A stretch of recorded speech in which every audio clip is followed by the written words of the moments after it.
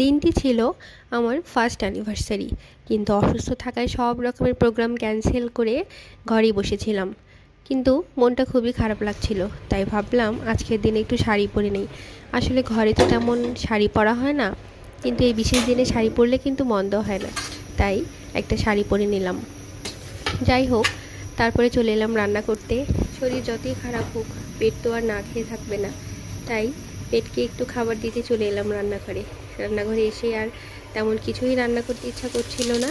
ভাবলাম সিম্পল পাতাকপির ঘন্ট আর পাতাকপির বড়া করে নেব। এই দুটোই আমার যেহেতু খুবই পছন্দ। পাতাকপিটা পালমোচে কেটে দিয়েছিল, আমি জাস্ট ফ্রেশ হয়ে একটু রং ঢং করে চলে এলাম রান্নাঘরে। শরীরটা খুব একটা ভালো না থাকে, রান্না করতেও খুবই বিরক্ত বোধ হচ্ছিল। যাই হোক, তারপরেও সব বিরক্তিকে পাত্তা না দিয়ে চলে এলাম রান্নাঘরে। এসেই একটা কড়াইতে বেশ খানিকটা সরিষার তেল দিয়ে তাতে ফোড়ন দিয়েছিলাম জিরা আর তেজপাতা। আসলে এটা আমরা পেঁয়াজ দিয়েও খাই, আবার এভাবে নিরামিষ করেও খাই, কিন্তু আজ মনে হলো একটু নিরামিষ করেই রান্না করি। জিরা তেজপাতা দিয়ে ফোড়নটা ফুটে এলে তারপর দিয়ে দিলাম কাঁচামরিচ দিয়ে একটু সামান্য ভেজে নিয়ে সেই পাতাকপিটা দিয়ে ঢেকে দিয়েছিলাম লবণ হলুদ দিয়ে। দেখো কতটা জল বেরিয়েছে। যাই হোক, একটু নেড়ে চেড়ে আবার 5 মিনিটের জন্য ঢাকা দিয়ে দিলাম।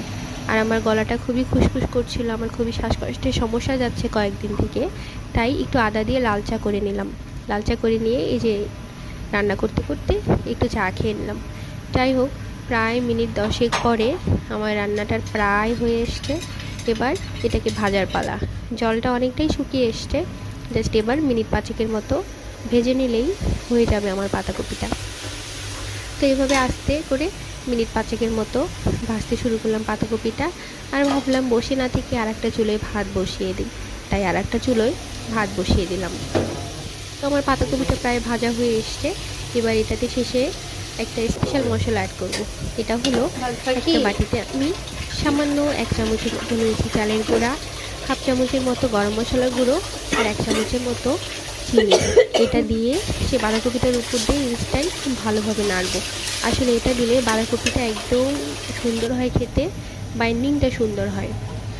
যাই হোক, আর নামানোর আগে দিয়ে দেবো সামান্য ঘি। আসলে ঘি দিলে বাঁধাকপির যে সেল সেটা একদম অন্যরকম হয়ে যায়। যেহেতু নিরামিষ বাঁধাকপি, তাই একটু ঘি গরম মশলা না দিলে খুব একটা ভালো লাগে না।